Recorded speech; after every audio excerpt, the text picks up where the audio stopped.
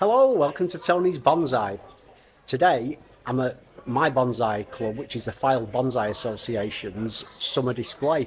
We're at Burnside Garden Centre and it's open today and it's available tomorrow for anyone who's local. And I just thought I'd show you a few trees, meet a couple of the fellas. So let's take a look. Some of our members are also members of the Accrington Bonsai Society, so you will get some duplications here that you've already seen if you watch that video, like this beautiful tree. And that's an absolute cracker, cork bark elm. But across here, this is nice. Tree leaning on a rock, not rather than a root over rock. But it's got this lovely light green foliage. I'm not sure what this is, possibly some kind of cypress, I'm thinking. And next to it, one of my favourite trees, which is this oak. It's got quite nice young leaf, so they're quite small, and that's when an oak looks its best, I think. And it's got this lovely, thick, very mature base. That's what makes the tree. And then it goes up to almost 2 trunks, which is lovely. Look at these little things. Quite like these. I didn't like them at first when I started bonsai, but they're kind of growing on me. These lovely little, obviously a little oak. I quite like them. And behind it, a nice cotoneaster root over rock, which is lovely, just about to come into flower. And next to it is a tree. I think I missed it at the Accrington, but it's lovely. Look at that. Look at that tiny pot. Beautiful, that. Who'd have thought you could have a bonsai like that, but actually they're lovely. Like the Accrington one, there's lots of larch trees. It's a very popular tree for bonsai, certainly here in the northwest anyway. Nice little rock. I was watching Nigel Saunders at the Toronto Bonsai Society recently, and he had some amazing rocks there. But that's quite interesting. I like that one. And it's next to this, another cotoneaster in a sort of semi-cascade. And the stand is gorgeous. Look at that stand there. Really love these stands. I think I'll have to make something like that at some point. And this one here again, that's tiny. I'll put my hand next to it for scale. Look at the size of that. I think that's a tiny little cotoneaster as well. We've got a member called Trevor. And Trevor, this is Trevor's tree. He loves this very kind of sculpted canopy on trees. It's not really my style, but that's the beauty of bonsai, you know. It's each to their own. It's got a lovely trunk leaning over. And Trevor's really into his marmay trees and sheet oak. So this little display here, they're all his. And that's a gorgeous little pot there. Look at that. Look at the lines on the side of it. Again, a cotoneaster. I think that's a little cork bark elm there. That's very nice. And I'm not sure what that thing there is, but it's got lovely red leaves.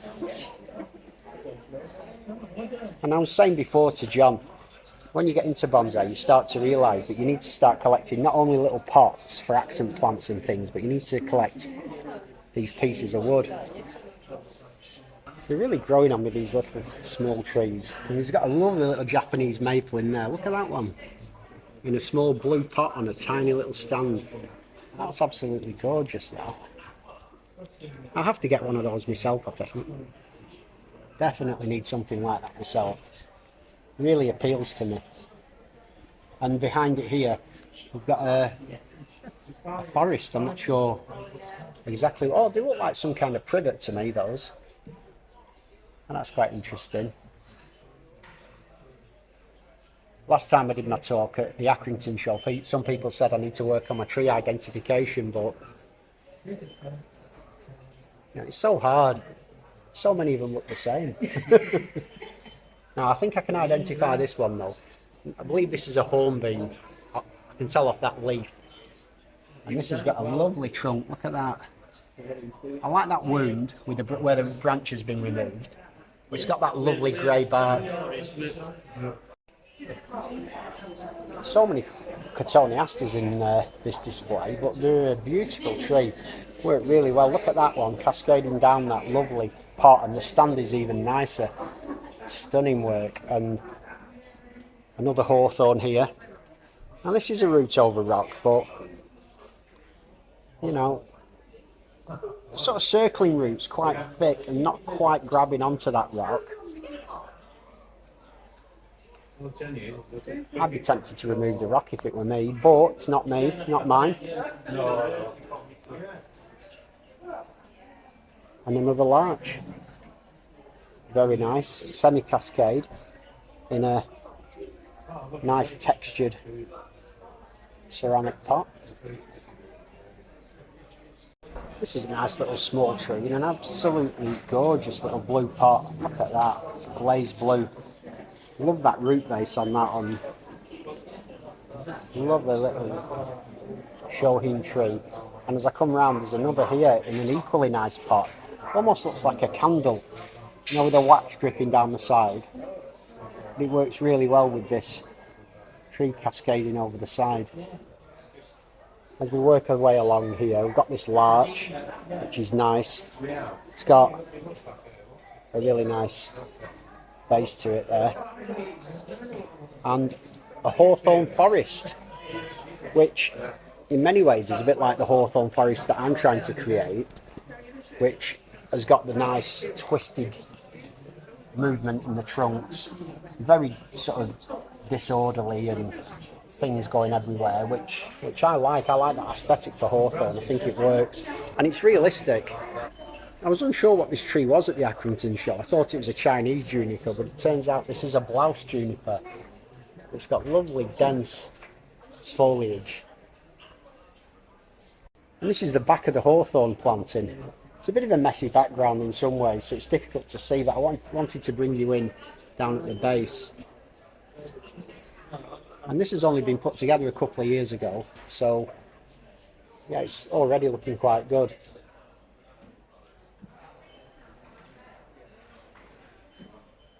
Again, another juniper of some description there.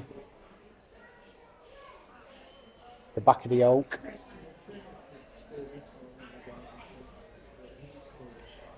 And round to the huge larch. Oh, this is interesting. I told you that this has got wire buried in the base. So wire was wrapped round here to thicken this section of the trunk. And there's another tree that's actually got that ongoing. So around here you can see the wire's been applied, and that's going to be left on for, I don't know, the next few years, and hopefully the tree will just wrap around that wire and it'll thicken out the base. That's the plan anyway.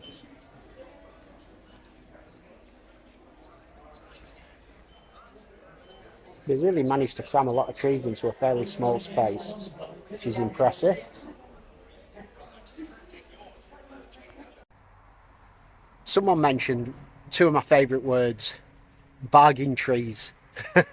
So there's a discount section here. I've come out to have a look and see if there's anything worth picking up. I know I shouldn't, I've got too many, but I can't resist. We've got quite a good range of discounted trees here, and they look fairly healthy. Some berberis there, monkey puzzle tree, not for me. Buxus, box tree. Now, lots of different things. Some of them are looking in better shape than others, so there's all different kinds of trees to look at. As we move further along, we come to a section with a load of cotoneasters, and having seen all those lovely little cascading ones in little pots, I'm kind of tempted by these. How much are they? Let's have a look. Oh, £4. That's my kind of money. Doesn't look super healthy, but it's green. I think I can make something with that. Picked up that cotoneaster. I'm going to be working on that at the end of this video, but before I leave Burnside, I want to introduce you to Kim. Hello, yeah. Kim. Yes. He's the chairman of the Fylde Bonsai Association, so he's a bit of a big cheese. And No, he's not. how long have you been doing bonsai for, Kim? 8, 9 years now. 8, 9 years. He's got some lovely trees. He knows his stuff, and a nice, friendly guy, as pretty much everybody is down the club. There's just one guy who's a bit strange, but that's me. So, just do you want to tell us a little bit about the club? Yeah, it's a small club. We're starting to build up. When we first got there, it's averaging about 12. We're up to about 14 members now, which is good. We're trying to promote it by doing displays like this. So that's Yeah, the reason excellent. we do it. I mean, we had a lovely.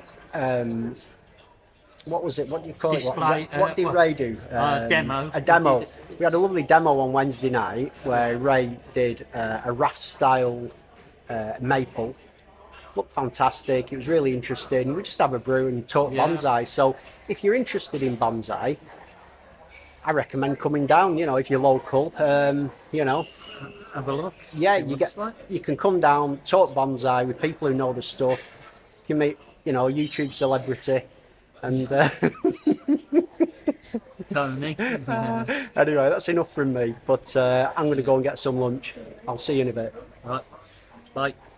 I'm back home. I've got my cotoneaster, and I'm just ready to get creative and see if there's any potential in this tree.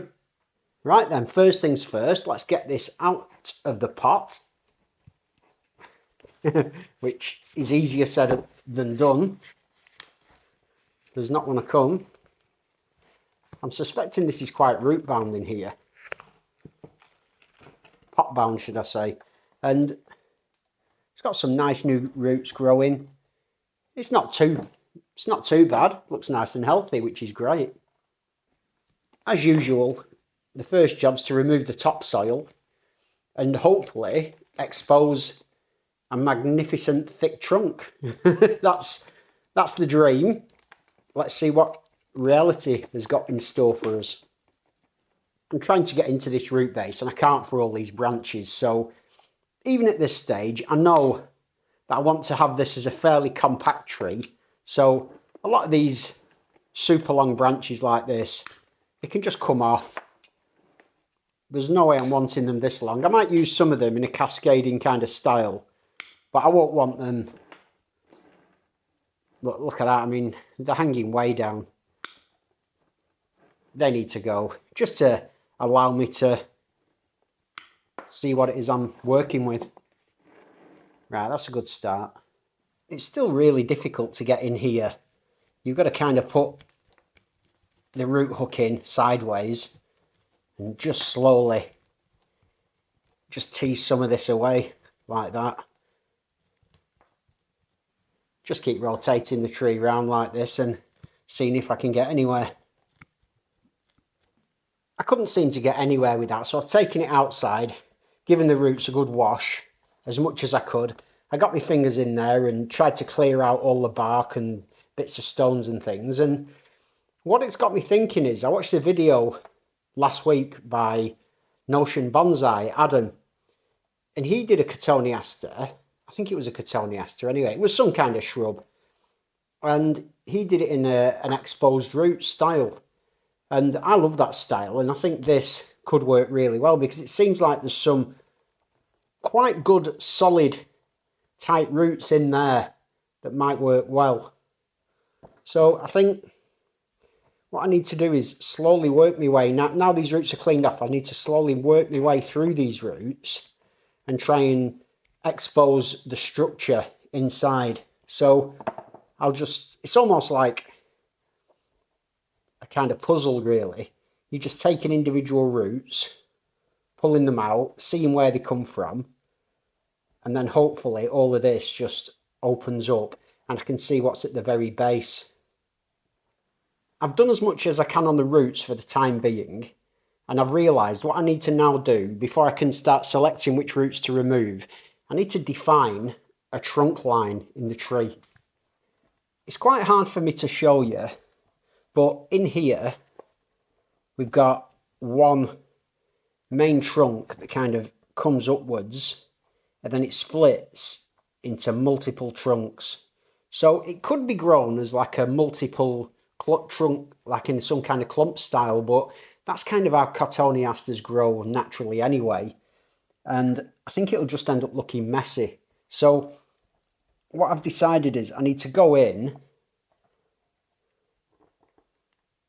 try and get my head around this trunk, which is tricky, and say, right, I've got a root there that has to go. So I've simplified it there by just removing that root. And then hopefully I can start removing branches and maybe some of these trunks to start simplifying things down. Right, so that's made things better. I can kind of, the trunk comes up here, across, and then up this way. So there's a large division here. And I need to decide, do I want this one or do I want this one? And this one's a bit more vertical. Oh, it's a tricky decision, that. Yeah, this is, I've had a good look at this, and I prefer this part up on the top here where my hand is, whereas this one that comes in this direction, that would have to be a cascade tree if I went down that route. And I don't really want this one to be a cascade. I'm not a fan of the cascade in general. So that's removed quite a lot of tree. Luckily, there are loads of roots on that piece also. So look at all those roots there, which means that I can turn this into a second tree and plant that up. And maybe I can actually use this and grow a cascade. So I'm going to get more than one tree out of this plant, which is always nice. I've decided to plant these cotoneasters in this long tub, and I think I'm doing most of them as an exposed root style. However, I will be burying the exposed part in soil. So I've just firmed down a bed there, and then all I'll do is place those roots like that.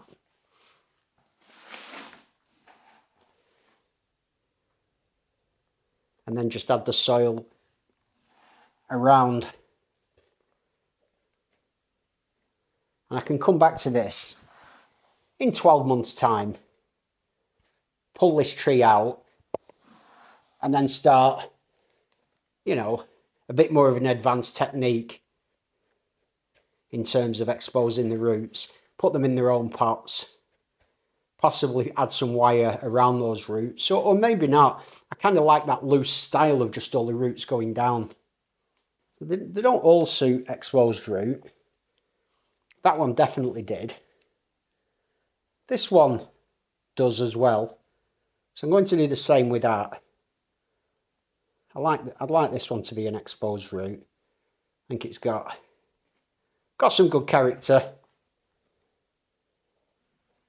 And this will have much less roots supporting it. So this will look like one of those almost, you know, like a creature walking on its roots, which is a style I do like. And this one won't make an exposed root. There's not enough root on it. So that one can just be planted in the edge of the pot like that. Likewise with that one, I'm not sure about that. And they're not all going to be great trees, these. I think those first two are the good ones, especially the centre one. I think that's got some good potential, that. But in this nice, light, free-draining soil, those roots will be much easier to deal with in the future. Oh, this is a good one. This is that one that's like an insect. I like that. So this one can, again, just touch the edge of the pot like that to support it. And then I'll pack the soil in around the insect's legs, as it were. Oh, that'll be good, that. If that makes it and I can get that as a good exposed root, that could be quite an interesting tree, that one. The rest are nothing special. They can just go in and they either live or they don't. I'm not that bothered. there's no point me showing you close-ups of this. I need to get them outside in water. They're just covered in soil and everything. But I will update you on these in 2 or 3 months when they're hopefully sprouting all new leaves and coming to life. And I think there's some good potential with these down the line, obviously, several years down the line. These could be quite nice. A friend of mine, Trevor, he also bought one of these cotoneasters, so he's going to be doing some work on his, and maybe in a year or two I can do you an update on sort of how mine are doing and how his are doing with his own style, you know, so interesting stuff. As always, thanks for joining me. Have a great day, and I'll see you soon.